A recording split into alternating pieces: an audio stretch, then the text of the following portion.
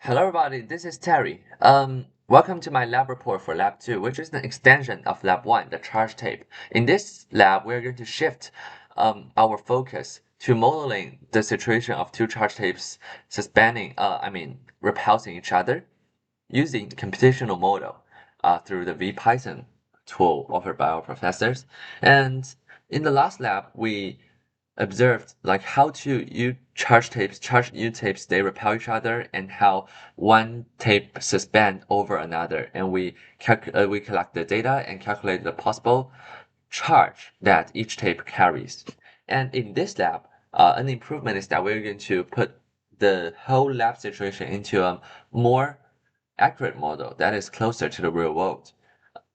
We, instead of viewing the charge tape as a point charge as we did in the last lab, we're going to view it as a line of charges which has hundreds of small point charges and point masses connected together into a line, which is much more closer to the real situation. So first, this is a brief recap of last lab. So these are the formulas we use, and this is the creation of a charge tape, which is just tearing one tape off another when they stick together. And then this is the setup of our previous experiment, and from the right image, we collect all the data we need. Yeah, and these are data we collected, and now let's proceed to our contents of our lab 2. So from the right side, like the data we collected from lab 1, we now define these variables that we're going to use in the code, like the mass, the charge, the length of tape, and the distance between the tapes. And then this is just a very simple use of the electric field calculation formula, like KQ over R squared times R hat. And after that, we come to a very important part of our lab 2. So this is the function of line charge, where we put separately like each point mass and point charge, and then we put them equally across the length of tape. So you can see that there's there's a division of Q over N and M over N, which we divide the total charge and total mass by the number of point charges and point masses were defined and view them as a line of points connected together. And then we create the top tape and bottom tape using this line charge function. And we put that there's 100 point masses and point charges, just easy for modeling.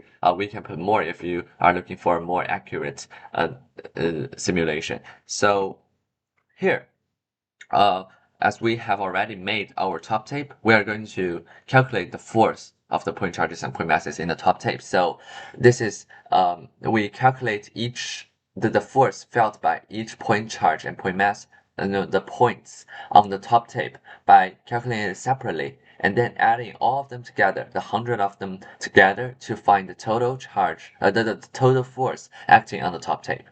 So that's what we did in this function.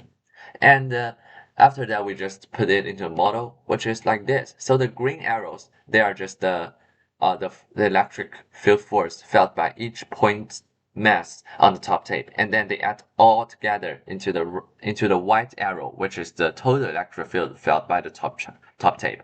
And we can see that the yellow one is the gravitational force felt by the top tape. So we can see that these two perfectly cancel each other out. So that's why the top tape is suspended in the middle of the year over the bottom tape.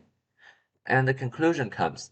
So what we did as improvement from lab 1 is that we put point charges into line charges with a much more accurate and real model, and we can effectively test if our calculation result from the collected data is valid, because we can see if the electric field force is actually equal to the gravitational field force, and we have proved that it is, because the white and the yellow arrows, they are approximately the same.